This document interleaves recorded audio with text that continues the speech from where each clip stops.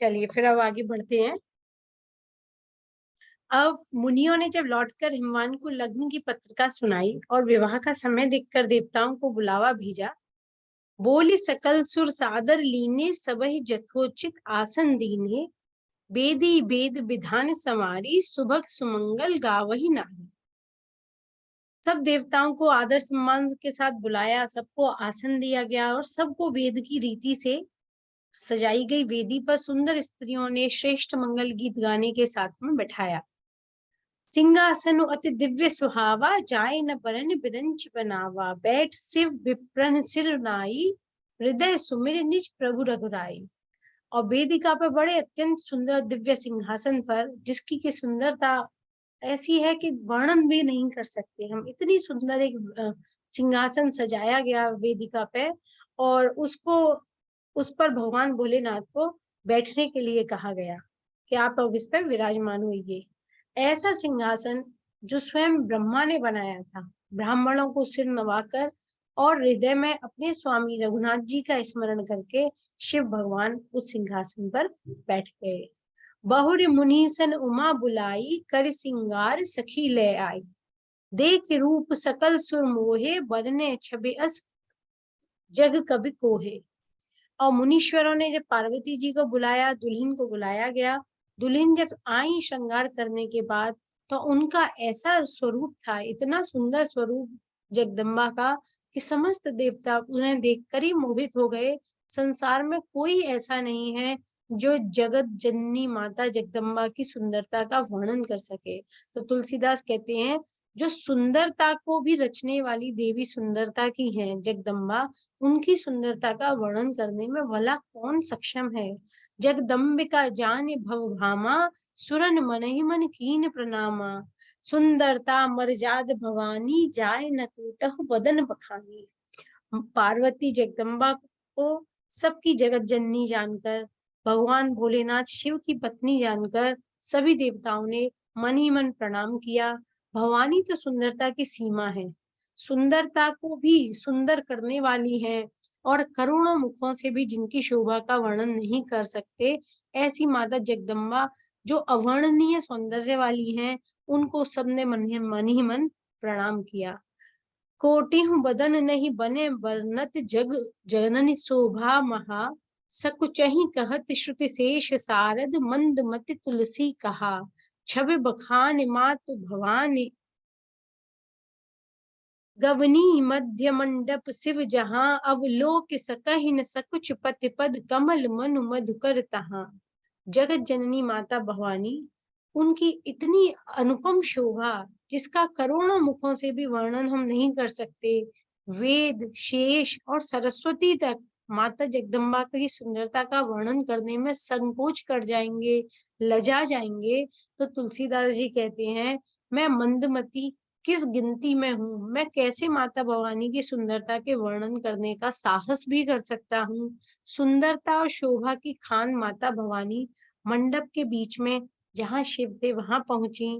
संकोच के कारण चारों तरफ सबरे देवता बैठे हैं, सब मुनिगण बैठे हैं, माता पिता बैठे हैं। इस संकोच के मारे वह अपने पति की तरफ देख भी नहीं सकती। उनके चरण कमलों को वह देखना चाहती हैं, उनका मन रूपी भौरा तो उन्हीं चरण कमलों का रसपान करना चाहता है, पर उनकी संकोच के कारण हिम्मत नहीं पड़ रही कि वह उस तरफ नजर उठाकर देखें। मुनि अनुशासन गणपति पूज्यो, शंभु भगवान को सुनि संशय करे जनी, सुर अनाद जिये जान। अब वो कहते हैं कि देखो, मुनियों की आज्ञा से शिव और पार्वती भगवान गणपति का पूजन करते हैं। मन में देवताओं को अनादि समझकर जो समझदार होंगे वो इस बात पे शंका नहीं करेंगे, और जो बेचारे नासमझ होंगे उन्हें बड़ा मन में संशय आएगा कि भगवान गणपति का पूजन कैसे शंभू और भवानी अपने विवाह में कर रहे हैं। क्यों? क्योंकि हम तो ये सुनते हैं कि गणेश जी माता पार्वती और शिव जी के पुत्र हैं, विवाह भी हो रहा है पार्वती जी का और शिव का, तो गणपति का पूजन कैसे हो रहा है। तो तुलसीदास जी कहते हैं, अगर तुम्हें समझदारी से समझ में आ जाएगा कि ये कथाएं अनंत हैं, देवता अनादि हैं, तो तुम्हारे मन में संशय नहीं आएगा। क्योंकि जैसे पहले भी उन्होंने कहा कि कितने युगों में कितनी बार भगवान ने अवतार लिए हैं, और इस प्रकार भगवान भी अनादि ही हैं, भगवान गणपति भी अनादि हैं। तो भगवान शिव और पार्वती अपने विवाह में गणपति का पूजन करके विवाह संस्कार का प्रारंभ करते हैं। जस विवाह के विधि श्रुति गाई, महामुनिन सो सब करवाई। गहे गिरीश कुस कन्या पानी, भवहि समर्पी जाने भवानी। वेदों में जैसे विवाहों की रीति का वर्णन किया गया है, उसी वेदोक्त रीति से महामुनियों ने समस्त रीतियों का पालन करवाते हुए पर्वतराज हिमालय से कहा कि अपने हाथ में अब तुम कुश लो और इस कन्या का हाथ पकड़कर इसे शिव पत्नी बनाकर शिव को समर्पित कर दो। पानि ग्रहण जब कीन महेशा, हिय हर्षे तब सकल सुरेशा। वेद मंत्र मुनिबर उच्चरहि, जय जय जय शंकर सुर करहि। जैसे ही भगवान शिव ने, महेश्वर ने माता पार्वती का पाणी ग्रहण किया, पाणी हाथ ग्रहण स्वीकार किया, हिमाचल ने अपनी पुत्री पार्वती का हाथ जैसे ही महेश्वर के हाथ में दिया और भगवान शिव ने उसको स्वीकार किया, सारे देवताओं के हृदय में बड़ी प्रसन्नता छा गई। क्यों? क्योंकि सारे विवाह के आयोजन में देवताओं का तो सबसे बड़ा स्वार्थ था। उन्हें पता था कि जब तक यह विवाह नहीं होगा और भगवान शिव के यहाँ पुत्र नहीं होगा, तब तक तारकासुर का वध कहाँ से होगा। और इसीलिए सबसे ज्यादा खुशी देवताओं को हुई। श्रेष्ठ मुनिगण वेद मंत्रों का उच्चारण करने लगे और देवगण शिव जी की जय जयकार करने लगे। बाजे ही बाजन विविध विधाना, सुमन वृष्टि नभ भय विधि नाना। हर गिरजा कर भयउ विबाहु, सकल भुवन भरि रहा उछाहु। दासी दास तुरग रथ नाना, धेनु बसन मन वस्तु विभागा। अन्न कनक भाजन हरिजाना, दाय दीन न जाय बखाना। अनेकों प्रकार के बाजे बजने लगे, आकाश से फूलों की वर्षा देवताओं के द्वारा होने लगी और शिव पार्वती का विवाह हो गया। सारा ब्रह्मांड आनंद से भर गया। दासी दास रथ घोड़े गाय वस्त्र मणि अनेकों प्रकार की चीजें, अन्न और सोने के बर्तन, सबको गाड़ियों में लदवा लदवा कर इतना दहेज हिमाचल ने दिया जिसका के वर्णन ही नहीं किया जा सकता।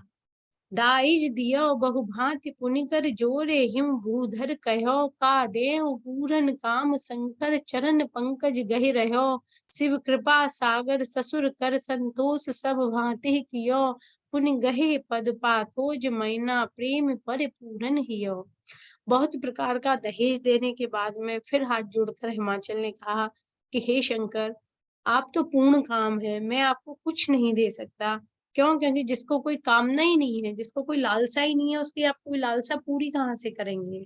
तो भगवान शिव आप्त काम है, उन्हें किसी चीज की कामना ही नहीं है। तो आप कुछ दें या न दें, उन्हें कोई फर्क ही नहीं पड़ता। तो वह जानते हैं कि शिव आप पूर्ण काम है, तो मैं आपको कुछ भी नहीं दे सकता, मैं सिर्फ आपके चरण कमल पकड़ सकता हूँ।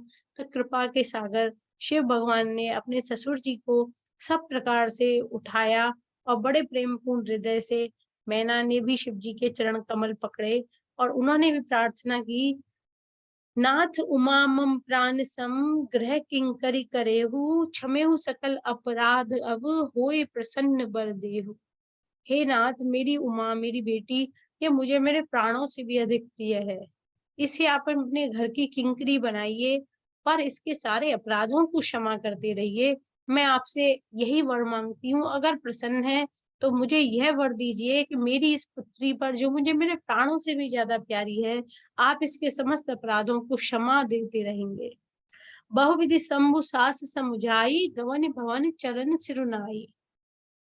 जननी उमा बोली तब लीनी, ले उछंग सुंदर सिख दीनी।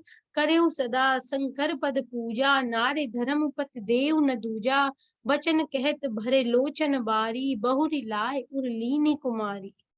शिव ने अपनी सासू माँ को खूब तरह से समझाया, उन्हें धीरज बंधाया और तब शिव को प्रणाम करके वे अपने घर गईं।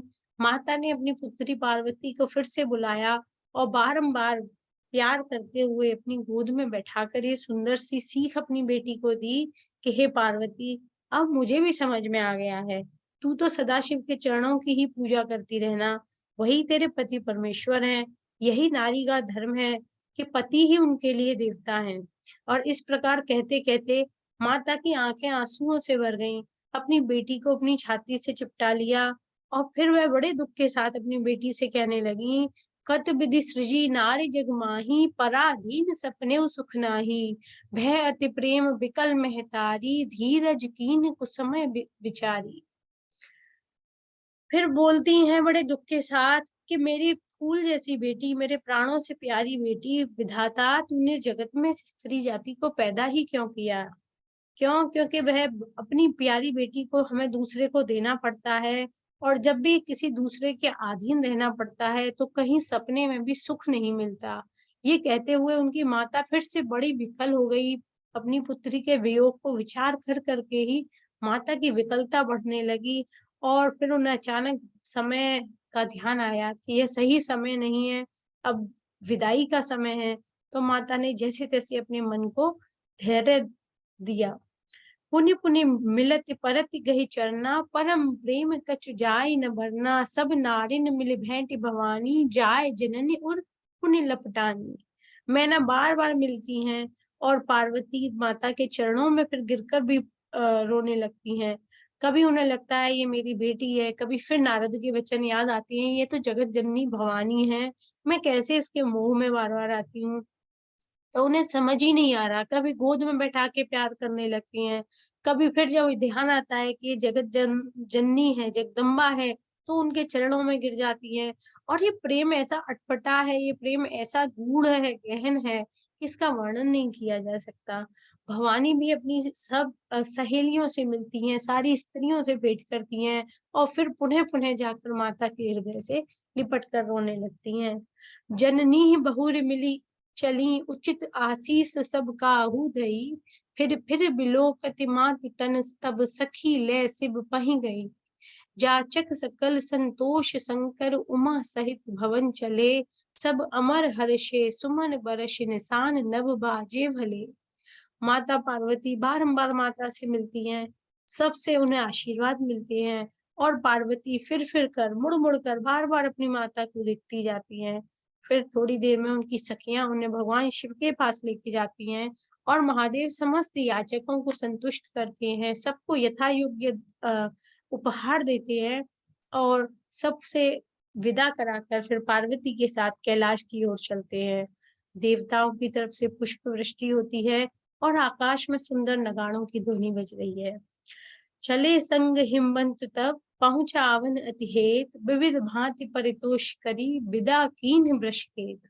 हिमवान अत्यंत प्रेम से शिव जी को पहुंचाने के लिए साथ-साथ चलते हैं, और थोड़ी दूर आगे जाने के बाद भगवान वृषकेतु शिव उन्हें बहुत तरह से समझा-बुझा कर वापस विदा कराते हैं कि अब आप जाइए, हम चले जाएँगे, अब आप आगे तक का कष्ट ना करें। तुरत भवन आए गिरिराई, सकल सैल सर लिए भुलाई। आदर दान विनय बहुमाना, सब कर विदा कीन्ह हिमवाना। पर्वतराज हिमाचल फिर लौटकर अपने घर आते हैं, और जितने भी मेहमान, देवता, पर्वत, सरोवर, सबको उन्होंने न्योता दिया था, सबको यथा योग्य आदर, सम्मान के साथ सबकी ओर विदाई भी करते हैं। उधर जब भगवान भोलेनाथ कैलाश पर पहुंचे तब क्या हो रहा है? जबहि सम्मुख कैलास ही आए, सुर सब निज निज लोक सिधाए। जगत मात पित शंभु भवानी, तेहि सिंगार न कहूँ बखानी। अब भगवान शिव कैलाश पर्वत पर पहुंचे, और सारे देवता अपने अपने लोकों को चले गए। और तुलसीदास जी यहाँ पर बड़े विनम्रता के साथ कहते हैं कि माता पार्वती और भगवान शिव जगत के माता-पिता हैं, हम सबके माता-पिता हैं, और माता-पिता और गुरु की रति का वर्णन नहीं किया जाता, इसलिए मैं माता-पिता के श्रृंगार का वर्णन नहीं करूँगा। करहिं विविध विधि भोग विलासा, गनन समेत बसहिं कैलासा। हर गिरिजा बिहार नित नयऊ, एहि विधि विपुल काल चलि गयऊ। शिव पार्वती विविध प्रकार के भोग विलास करते हुए अपने गणों के सहित कैलाश पर रहने लगे, और नित्य नवीन विहार करते हुए काफी समय बीत गया। तब जन्मेऊ षट बदन कुमारा, तारक असुर समर जेहि मारा। आगम निगम प्रसिद्ध पुराना, षण्मुख जन्म सकल जग जाना। और संक्षेप में ही तुलसीदास जी फिर कथा सुनाते हैं कि तब षणमुख, 6 मुख वाले स्वामी कार्तिकेय का, सुब्रमण्यम स्वामी का जन्म हुआ, जिन्होंने बड़े होने पर युद्ध में तारकासुर को मारा। वेद शास्त्र और पुराणों में स्वामी कार्तिकेय के जन्म की कथा प्रसिद्ध है, और सारा जगत उसे जानता है कि किस प्रकार तारिकाओं ने उनकी रक्षा की और कैसे तारिकाओं का के द्वारा उनका जन्म हुआ और उनकी रक्षा करी गई और कैसे उन्होंने उस तारकासुर राक्षस का अंत किया। जग जान षण्मुख जन्म कर्म प्रताप पुरुषारथ महाते ही हेतु मैं वृषकेतु सुनकर चरित संक्षेप ही कहा। यह उमा शंभु विवाह जे नर नारी कहीं जेगा वही कल्याण काज विवाह मंगल सर्वदा सुख पावही। स्वामी कार्तिक के जन्म कर्म और प्रताप उनके महान पुरुषार्थ को सारा संसार जानता है और तुलसीदास कहते हैं कि इसीलिए मैंने भगवान वृषकेतु के, भगवान भोलेनाथ के पुत्र का चरित्र का बहुत ही संक्षेप में वर्णन किया है। शिव पार्वती के विवाह की इस मंगल कथा को जो भी स्त्री पुरुष आपस में कहेंगे, सुनेंगे, गाएंगे, कल्याण के कार्यों में और मंगल कार्यों में सदैव अपने आप को पाएंगे और सदैव सुखी रहेंगे। चरित सिंधु गिरिजा रमन वेद न पावहि पार बरने तुलसीदास किमी अतिमति मंद गमार। और बड़ी विनम्रता से तुलसीदास जी कहते हैं, गिरजापति महादेव का चरित्र तो है समुद्र के समान, वेद भी जिसका पार नहीं कर सकते। तब अत्यंत मंद बुद्धि गंवार तुलसीदास भला माता पार्वती और भोलेनाथ के चरित्र का, अपार चरित्र का वर्णन कर कैसे सकता है। शंभु चरित सुनि सरस सुहावा भरद्वाज मुनि अति सुख पावा बहु लालसा कथा पबाड़ी नयनन नीर से रोमावली ठाड़ी। शिव के सुंदर सुहावने चरित्र को सुनकर भरद्वाज मुनि को बड़ा ही सुख हुआ, बहुत सुख पाया और कथा सुनने की उनकी लालसा और बढ़ गई। और कैसे पता चलता है कि किसी को किसी बात को सुनने में रस आ रहा है या नहीं आ रहा। जब कथा सुनते सुनते उनकी आंखों की पुतलियां फैल गईं, उनके नेत्र फैल गए, उनके आंखों में जल भराया और उनके शरीर में उनके जो रोंगटे थे वो खड़े हो गए। तो उससे पता चला कि कथा सुनने में उन्हें इतना रस आ रहा है, उनकी इतनी और रुचि और लालसा बढ़ती चली जा रही है। प्रेम विवश मुख आवन बानी दशा देखे हर्षे मुनि ज्ञानी अहो धन्य तब जन्म मुनीसा तुम ही प्राण सम प्रिय गौरीसा। अब जब किसी को कथा सुनते सुनते मुंह से जमाई निकलने लगे, आंखें नींद में उनीदी होके पलकें गिरने लगे और आदमी की गर्दन लटकने लगे और फिर वो अगर कहे मुझे कथा में बड़ा रस आ रहा है तो हमें पता चल जाता है रस नहीं आ रहा है, इसे नींद आ रही है। और यहाँ उन्होंने मुनि भरद्वाज का वर्णन कैसे किया कि उनके नेत्र फैल गए, आंखों में हल्का हल्का जल आ गया और उनकी रोमावली खड़ी हो गई। उनकी इस प्रेम मुग्ध दशा को जब मुनि ने देखा कि इनके मुख से वाणी भी नहीं निकल रही और इनका शरीर इतना रोमांचित हो रहा है, तो ज्ञानी मुनि याज्ञवल्क्य बड़े प्रसन्न हुए और बोले कि हे मुनीश, तुम्हारा जन्म धन्य है। तुमको गौरीपति भगवान शिव प्राणों के समान प्रिय हैं और तुम्हारी इस प्रेम मगन दशा को मैं देख और समझ सकता हूँ। शिव पद कमल जिन्हि रति नाही सम राम ही ते सपनेहु न सुहाई बिनु छल विश्वनाथ पद नेहु राम भगत कर लक्षण एहु। वह कहते हैं कि शिव के चरण कमल में जिसकी प्रीति नहीं है, स्वप्न में भी राम को ऐसे लोग अच्छे नहीं लगते। भगवान विश्वनाथ शिव के चरणों में निष्कपट शुद्ध प्रेम होना राम भक्त का पहला लक्षण है। पहला भक्ति का, श्री राम की भक्ति का पहला लक्षण है। तुलसीदास जी कहते हैं कि भगवान विश्वनाथ के चरण कमल में निष्कपट विशुद्ध प्रेम है। शिव सम को रघुपति व्रतधारी बिन अग तजी सती असनारी पनु करे रघुपति भगत दिखाई को शिव सम राम ही प्रिय भाई। और फिर उदाहरण देते हुए और कहते हैं कि शिव के समान रघुनाथ जी की भक्ति का व्रत बताओ कौन धारण कर सकता है, जिन्होंने बिना किसी पाप के सीता सती जैसी निष्कलंक स्त्रियों के शिरोमणि निष्कलंक सती को जिन्होंने सिर्फ इस एक छोटी सी बात के लिए त्याग दिया कि उन्होंने माता सीता का रूप धारण किया और उन्होंने यह दिखा दिया संसार को कि भक्ति इसका नाम है। माता का रूप धारण करने के कारण इतनी सुंदर, इतनी प्यारी, इतनी अच्छी स्त्री का जिन्होंने त्याग कर दिया, तो हे भाई, राम के समान शिव को कौन प्यारा होगा? किसने ऐसी भक्ति की परीक्षा दी है? प्रथमई मैं कही से विचरित बूझ, प्रथमई मैं कहे से विचरित बूझा मरम तुम्हार, सुच सेवक तुम राम के रहित समस्त विकार। मैंने पहले ही शिव जी का चरित्र कहकर तुम्हारा भेद समझ लिया। तुम राम जी के पवित्र सेवक हो और तुम समस्त दोषों से रहित हो। ये याज्ञवल्क्य जी भरद्वाज मुनि को कह रहे हैं कि मैंने इसीलिए तुम्हें सबसे पहले, तुमने कहा मुझे राम की कथा सुनाओ कि कौन से राम हैं, क्या दशरथ नंदन राम और निर्गुण निराकार परब्रह्म राम एक है? यह प्रश्न तुमने मुझे पूछा, पर मैंने तुम्हें उत्तर में भगवान रघुवीर की कथा नहीं सुनाई। मैंने तुम्हें शुरुआत किससे की? मैंने तुम्हें पहले शिव जी का चरित्र कह के सुनाया। और मैं क्यों सुना रहा था? ताकि मुझे तुम्हारा भेद समझ में आ जाए। क्या तुम सच में राम के भक्त हो? क्योंकि राम के भक्त की पहचान है भगवान विश्वनाथ के चरण कमल में निष्कलंक प्रेम। और वह मुझे तुम्हें देखकर अब पता चल गया कि तुम भगवान राम के पवित्र सेवक हो, तुम्हारा मन शुद्ध है और भगवान शिव में तुम्हारी अनन्य भक्ति है। मैं जाना तुम्हार गुणशीला, कहूँ सुनऊं अब रघुपति लीला। सुन मुनि आज समागम तोरे, कहीं न जाए जस सुख मन मोरे। रामचरित अति अमित मुनीसा, कही न सकहीं सतकोट अहिसा। तदपि कथा श्रुत कहूँ बखानी, सुमिर गिरापति प्रभु धनुपानी। मैंने तुम्हारे गुण और शील को समझ लिया, जान लिया। अब मैं तुम्हें रघुनाथ जी की लीला सुनाता हूँ। और हे मुनि, ये कथा सुनाना, तुम्हें आनंद हो रहा है वो तो हो ही रहा है, लेकिन तुम्हें इस कथा को सुनाने से मुझे जो आनंद प्राप्त हो रहा है उसका मैं वर्णन नहीं कर सकता। क्यों? क्योंकि हे मुनीश्वर, रामचरित्र इतना अपार है, 100 करोड़ों शेषनाग भी अगर कोशिश करें अपने सहस्त्र मुखों से उस कथा का वर्णन करने की, तब भी वो उसे नहीं कर सकते। पर फिर भी जैसा मैंने सुना वैसा ही मैं कोशिश करूंगा कि वाणी के स्वामी, वाणी के प्रेरक भगवान धनुपाणी भगवान राम कैसी मुझे प्रेरणा करते हैं और कैसा वो मुझे सामर्थ्य प्रदान करते हैं। तो मैं अपने हिसाब से तुम्हें भगवान राम का चरित्र सुनाने की कोशिश करूंगा।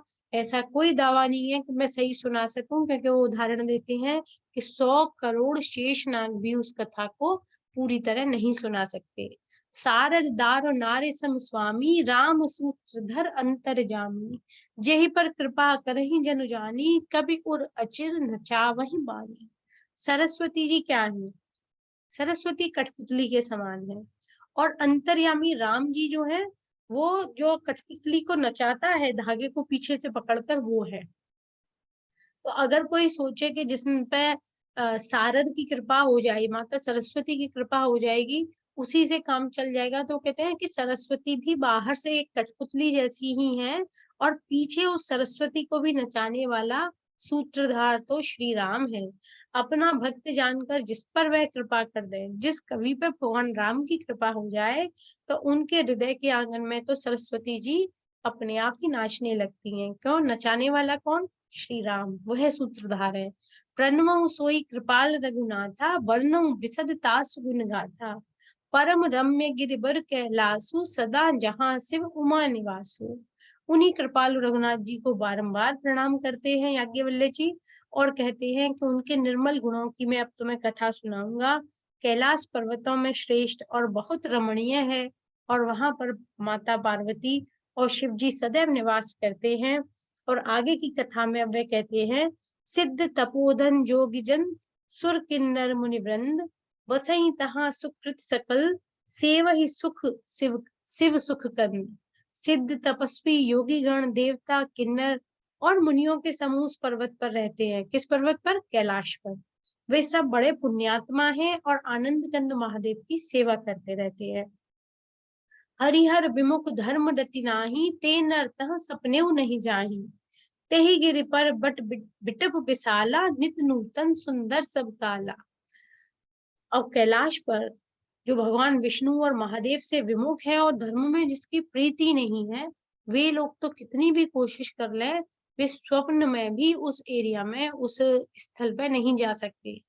और वहां पर कैलाश पर्वत पर एक बड़ा विशाल वट वृक्ष है, एक बहुत भारी बरगद का पेड़ है, जो नित्य नवीन और सब काल 6 ऋतुओं में सुंदर और बड़ा ही पावन रहता है। त्रिविध समीर सुशीतल छाया, शिव विश्राम बिटप श्रुति गाया। एक बार ते ही तर प्रभु गयऊ, तरु बिलोक उर अति सुख भयऊ।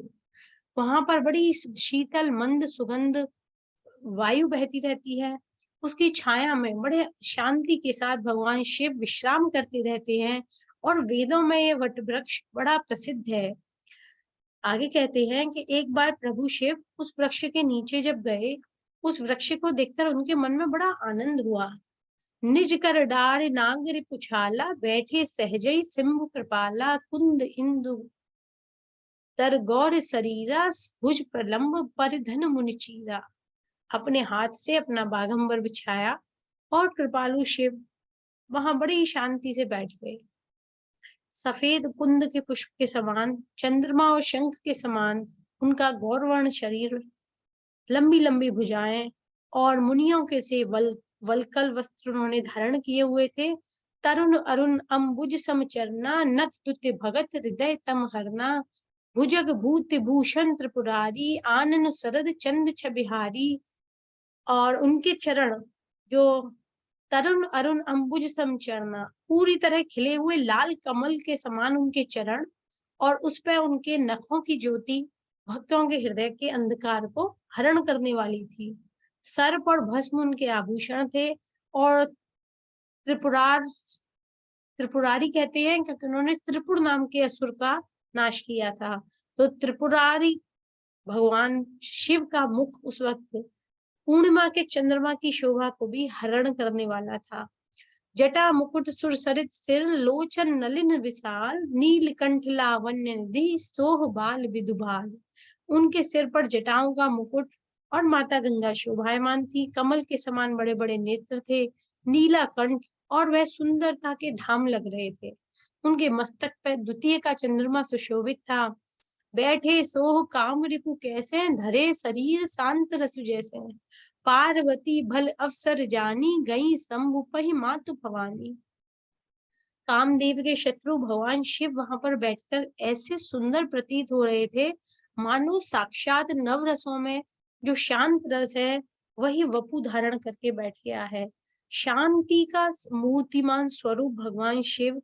और ऐसा सुंदर मौका देखकर पत्नी माता पार्वती उनके पास गई और अपनी एक बात उनसे कहनी चाहिए। जान प्रिया आदर अतकीना, बाम भाग आसन हर दीना। बैठी शिव समीप हर्षाई, पूरब जन्म कथा चित आई। अपनी प्रिय पत्नी को देखा तो शिव जी ने उनका आदर सत्कार किया और तुरंत उन्हें बाईं ओर बैठने के लिए आसन प्रदान किया। माता पार्वती प्रसन्न हुई और भगवान शिव के वामांग में बैठी और तुरंत उन्हें अपने पिछले जन्म की कथा स्मरण हुई। पति ही हेतु अधिक अनुमानी, बेहसी उमा बोली प्रिय बानी। कथा जो सकल लोक हितकारी, सोई पूछन चह शैल कुमारी। स्वामी के हृदय में अपने लिए और भी अधिक प्रेम देखकर पार्वती जी ने हंसकर बड़े प्रिय वचन बोले।